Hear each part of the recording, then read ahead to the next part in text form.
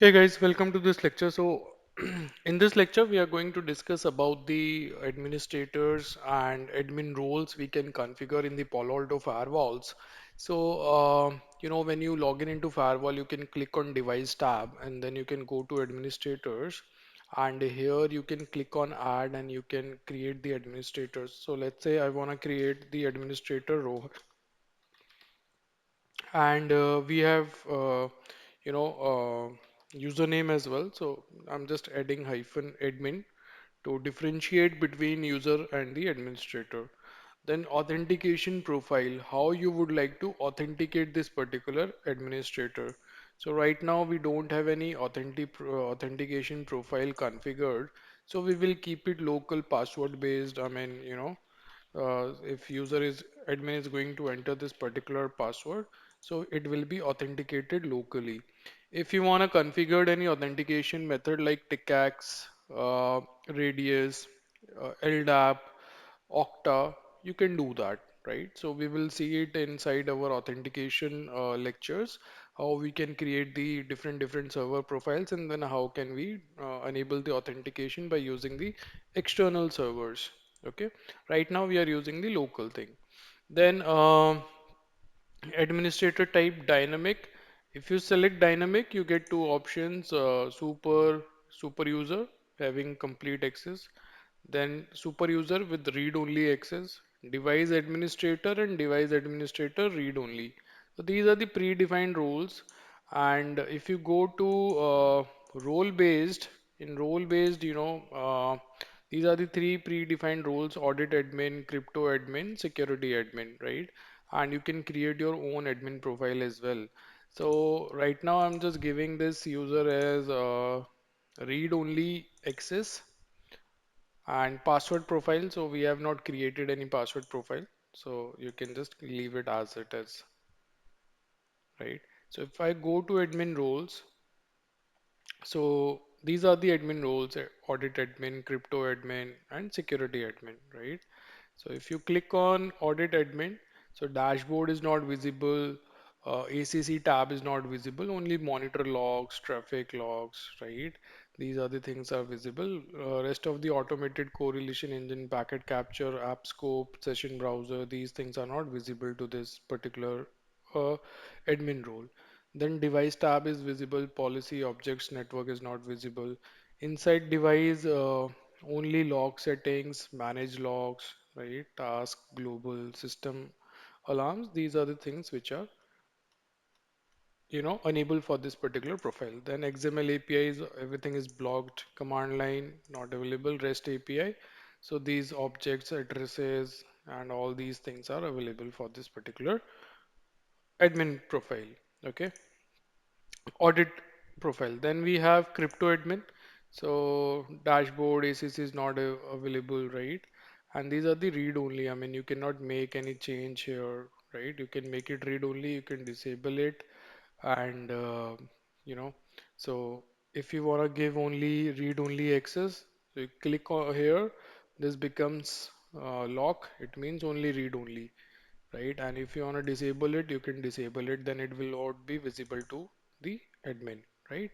So commit can, this user can do the commit and all that stuff, right? Similarly, you can create your own custom profile. Let's say I want to give it a name, custom role, right? And it will be like dashboard access will be there, ACC tab access will be there, monitor access will be there, and report generation is there. Then let's say policies, security is visible, and let's hide. I mean, NAT is visible, but only let's make read only. NAT read only, QoS read only, PBF decryption, tunnel inspection, application override, authentication, DOS protection, SD-WAN, rule hit count reset, right? So it could be enable or disable. Then objects, only read only access. So we can make it like uh, only read only, okay. And then global protect, so read only. Similarly, you can define, right? And in network, so read only access, and let's leave other stuff just to identify, what this profile can do. Commit, this user cannot do commit, right? This cannot save any changes, right? So these are the things which you can do. So let's click OK and do create password profile. So we are going to call it for Rohan. So click add, give it a name, admin password profile. So required password change period, if you need to define, let's say 60 days, then expiration warning period will be like 10 days, right? Post expiration, admin can log in only one time, and grace period of 5 days, right? Let's say two times admin can log in. So this is the profile we have created, and let's go to the administrator. Let's go to Rohan and apply this profile, right? And administrator type will be role based, and we will use our custom role. Okay, so these settings we have done. So let's commit the change. So once you commit the change, then we will log out from this particular profile. We will log in with the help of the newly created admin profile, and we will see what are all the changes we can do through that profile, and whatever we have defined in the role, are we able to you know uh, implement those changes or not. I mean, let's say I have blocked the commit. So I will try to modify any config, and then I'll say I'll try to commit it or I'll try to save it just to verify the role which I have created is working as it is. Okay. So let's wait for this commit to complete, and then we will do this testing. Okay. Uh, it will take some time. Almost done. And if you want to see the details of your management CPU and data plane CPU, so you can see your management CPU right now it is 54%. Reason commit is in progress. Data plane CPU is at 3%. We don't have any traffic, high traffic. You can see session count only 5. So every box comes with session limit, right? So this box has a limit of 2,56,000 sessions, concurrent sessions it can support. So every box comes with a session limit. So you can check the respective data sheet for session count, right? And it is always suggested to do the sizing as per the requirement. Otherwise, if the LAN users are high and you have undersized the box, you have given the low end series box, the users will face the slowness issues, and once you hit this limit, new sessions will be dropped by the firewall. So that's the reason you need to take care of these things. Okay. And now if I will go to device, so this change is done. So if we go to task and commit is almost done. So let me verify through CLI. Actually, an update is in progress. So let's verify. So let me log in. Okay.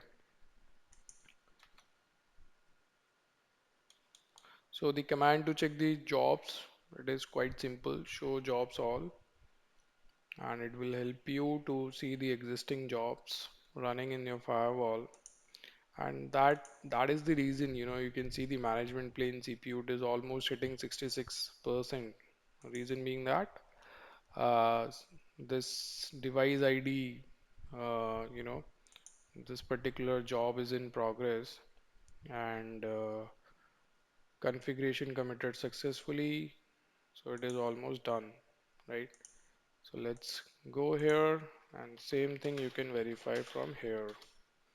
all jobs are completed, right? So let's go here and log out from this and click on login again and just do the login. Let's say if Rowan is able to log in, so you can see creating administrative session. So we are able to log in. Now we will verify whatever things we have enabled for this user or administrator, whether those changes are there or not, right? So after this successful login, we will first verify what changes we can make in dashboard, what changes we can make in candidate configuration. Then we'll try to save it. We'll try to push it on the running configuration of the firewall and we'll see whether this administrator will be able to do that or not. So generally it takes time. I mean, since the management CPU is quite high, so it is taking time. And in fact, if you need to check the management CPU, so through CLI you can check it. You can run the command show system resources, and you will be able to see the details of your management CPU. So current utilization is 35, 37% and all that, right? And these are the processes which are consuming your CPU. And in Linux, this output comes through top command.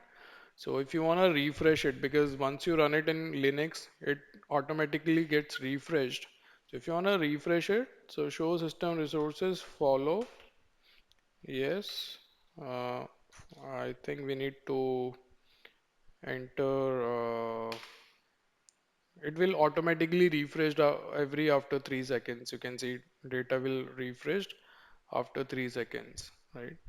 So this is how you can see the management CPU utilization. Why they have implemented this sort of functionality like this? Because the root mode of the Palo Alto firewalls is locked. If you check checkpoint, if you see Cisco, root mode is open for everyone, right? You can directly jump into the root mode, and root mode is nothing but your base you know uh, kernel image where you can make super user changes. I mean, right? You can check the config files of your daemons, you can modify them, you can jump, you can bounce the services and all that stuff you can do there. So why Palo Alto has blocked the root mode? Because you can only get it through tag professionals. I mean, they also need permission from their tier 3 engineer to get into the root mode, because one of the company in US was able to remove this session limit count, which you can see here. So that session limit count was removed, and the same box was able to cater more sessions. So that company have low CU against Palo Alto Networks, and that's the reason then Palo Alto Networks made necessary for all the users to get the root access only through tag. Okay, so now you can see we have logged in through this new admin, and you can see that this particular user is logged in right now. Config logs are there. In fact, you can configure the widget, and I want to see logs. Okay, logged in admins, you can see. So these are the two admins which are logged in, one through web, one through CLI. And if you go to ACC, this tab is visible to you. You can generate the reports, right? It will take time to generate, and you can click on monitor. These options are visible, right? You can go to policies. Now if you remember, in policies we have configured that you cannot make any change. Okay, so if I will try to modify any security rule, or if I will try to modify any NAT rule, I won't be able to do that. So if I will click here, I will be having the read only access. You can see I cannot modify anything. Okay, if I do that, I don't have this OK button to commit the change in the candidate config, right? So I cannot do that. So it is working as per the role. So you can clearly see here, if I click, so I cannot make the changes. But if I go to objects, I can definitely make the changes, but I won't be able to commit that particular change, right? So if I will go ahead and okay, this is also blocked. I think network is allowed for me. So default, and if I will go ahead, no, this is also disabled. Let me see if any profile, yeah, this is open. So let's create SSH profile and enable HTTPS, telnet, only SSH and ping. So we have created this interface management profile, and now let's try to commit. So you will see that you are not getting the commit button, right? So you cannot commit any change. Okay. And if I will try to save the device configuration, I won't be able to do that. So go to device setup, operations, save named configuration snapshot, backup, uh, new backup. So nothing happened, right? In fact, shutdown option is also not available. Config save to new backup. Let me see if this has been saved.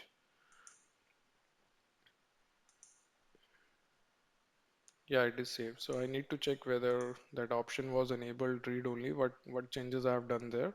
Might be it is enabled. That's the reason the admin is able to do that. You can see shutdown is not available for this admin. So I mean, this is how we control the access of the admins, right? We have basic level admins, then we have advanced user, super user admins, and we can control.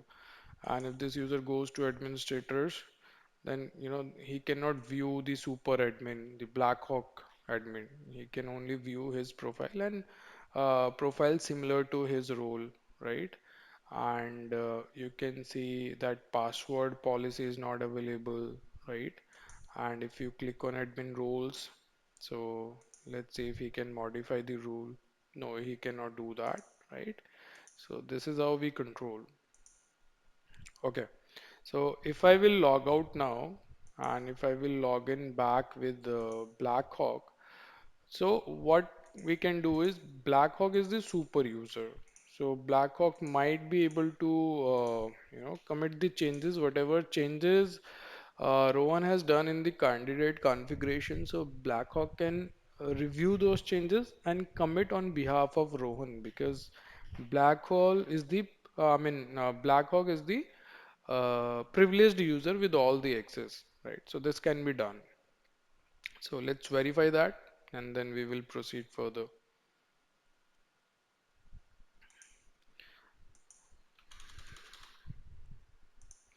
So this management server in Eve takes time, but if you deploy the same firewall in hypervisors like VMware, ESXi, Oracle, VirtualBox, you won't see this slowness. Or if you will deploy it in cloud infrastructures like AWS, Azure, GCP, you won't see this slowness. Okay, so it is all only there in Eve. I mean, what else do you expect from an emulator, right? You're getting the complete feel of the actual firewall. So now we are logged in through Blackhawk. So let me just see what are changes available. So it is showing some sort of changes are available. So commit changes made by, we can see Rohan, right? And we can click OK, and then we can preview the changes, what changes he has made, right? And you can see the SSS management profile has been created. Now, if I will commit all the changes, let's say I'm also working and if I will commit all the changes, so what will happen? Let me give you this live example. Let's say I also went into network profile and I'm also doing some sort of other work. Let's say test or mm, HTTP only. So let's enable this, right? And I was also working, Rohan was also working, and then I initiated the commit all. So what will happen if you preview the changes? It will commit the changes of Rohan as well, you know. So you can see both the SSH as well as this HTTP, both profiles will be pushed. So we have to be cautious, when we are committing all the changes. Always do commit changes made by which administrator, Blackhawk or Rohan, so that you can filter it out. So, it is really good when you're working in live environments. So, such type of selection you can make. So, always beware of commit all. It creates problem for everyone. Okay. Now, coming to the next part, which is authentication, you know, for administrators if we want to create external authentications and how can we onboard the server profiles and all that stuff. So we will do it in a separate lecture. So we are going to create the authentication series because it cannot be covered in just one lecture, right? So we will be having the series for authentication, and in that particular series, we will cover, all these server profiles.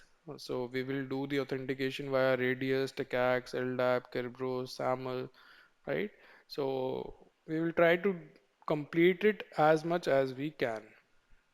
Now, other basic configuration, um, it's like, yeah, we discussed to fix this problem, right? So you can go to certificates and here you can click on generate. So first we are generating this certificate locally on the firewall, not with the help of this KEP server. So give it a name, root CA, right? This root certificate we will install it inside the user machine. And my common name of this certificate is cybersec.local. Okay, or yeah, cybersec.local, and it is certificate authority and online certificate status protocol responder we don't need because we are generating this locally. RS algorithm, all these things are good. Then if you want to add alternative DNS name, so you can provide the details here. uh, you can provide star dot cybersec dot local, right? And you can click on generate. Then we will make this as trusted root certificate, and then we will create intermediate certificates and assign one of the certificate to this particular service, and we will install this root certificate in this laptop from where we are accessing this web UI. So then it will be able to verify the entire certificate chain, and we won't be getting this not secure warning. Okay. So let's wait for this certificate to be generated.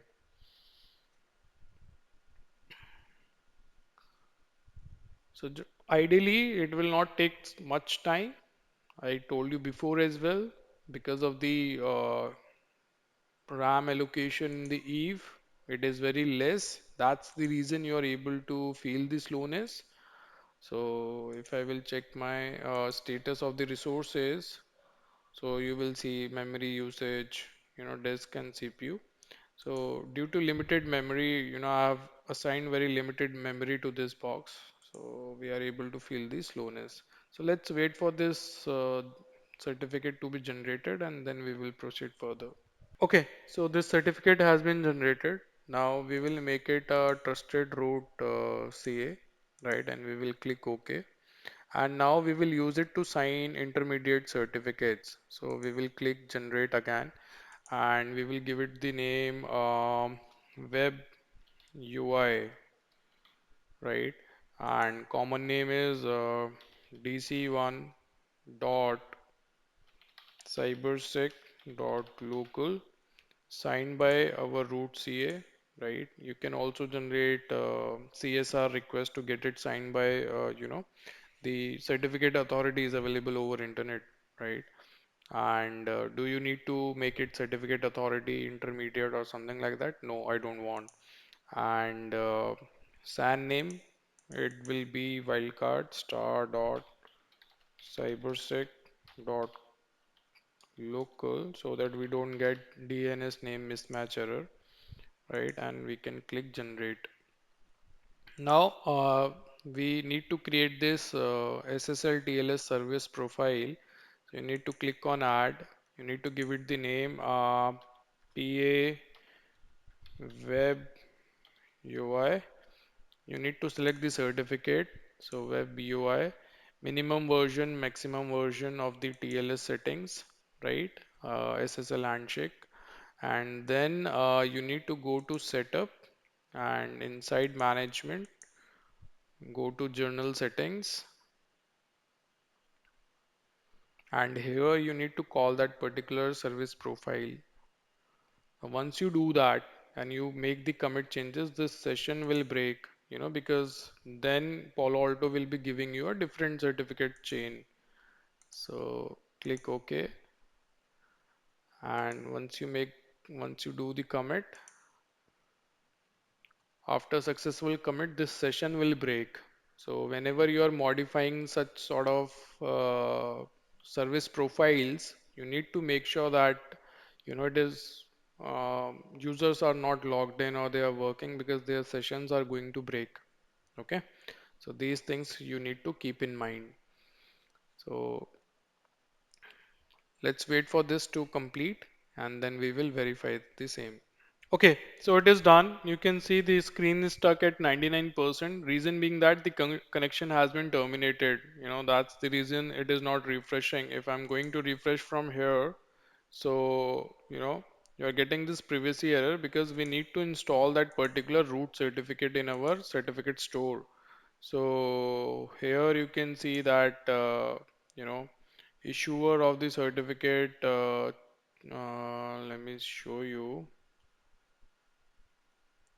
Just a minute. So if you go to certificate, common name, common name, and issued on, we are not getting the issuer details here. Certificate. Okay. So we are not able to download the root certificate. Earlier we were able to download it from the Chrome itself. I think there were some vulnerabilities associated with it. So Google has blocked that particular thing. So we need to download it from the firewall itself, and then we will install it in this machine, and then we will try to refresh our connection, or we will go incognito and we will try to make the connection again. You will see this not secure will go away. So let's log in and then try again. Okay, so we have successfully logged in. So let me just go to certificates. Let me just export this particular certificate. So you see option here, export, and you can also export it with the help of the private keys if you want to do decryption in the Wireshark, for SSL sessions. So you can export it with the private key as well. Or if you want to install it in a server, so private keys are required. So right now we will go with the basic PEM format, and we will double click on it, and it will say install current user. There are two spaces, local machine and current user. So we are going to install it for this particular user, trusted root certificate authority. Next, finish, and it is done. Okay. Now we will go incognito and we will try to establish the connection again. And this time you can see we are not getting any warning, right? So the connection is secure because that certificate is valid now, right? We have the root to verify that particular certificate. So you can see. So earlier we used to see the root certificate details in this browser itself. So now, the Google has disabled that feature. Okay, might be due to the vulnerabilities because root certificate was easily downloadable from the connection itself directly, right? And then you can spoof the user. Okay, so now it is not secure if I will refresh it, right? So it is not changing. Reason being that connection is already established. So what do you need to do? You need to have a new connection. So why it is not working? Because you're already logged in.